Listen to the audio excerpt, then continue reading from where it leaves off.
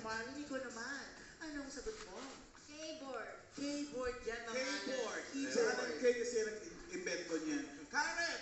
Kayo po kuya, anong puhulan nyo? Keyboard po. Keyboard. Yung isang keyboard, yung isang keyboard. Iba yung Okay. pangalan.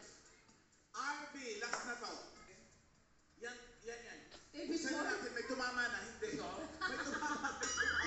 May tumama. Ay, ano na confirm? Basta may tumama na. Buksan. Sino? Keyboard! Keyboard! Mami, nanalo ka! Yun nga lang, keyboard. Pero okay lang yun. Kasi nga, Alan K. Keyboard! Ano pong gagawin sa 5,000 pesos? Ikuha ko ng ticket papuntang Camiguin Island. Uy! Shout out sa mga Dapper Cats dyan sa Camiguin. Congrats, Mami! Congrats po. Thank you, Team Ka-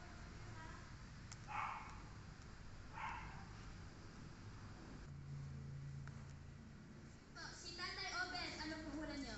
Jenna. Blackboard, yung tumama, dalawang mumula. Ang isa, keyboard, at ang isa, keyboard. Binigay natin sa keyboard, pero ang tama talaga ay keyboard. Pronunciation, kasi keyboard would mean kahit ano, letter K at board, siya talaga tama, keyboard. Keyboard. So, kumami, dapat right pronunciation din tayo, lalo na dalawa kayong mumula.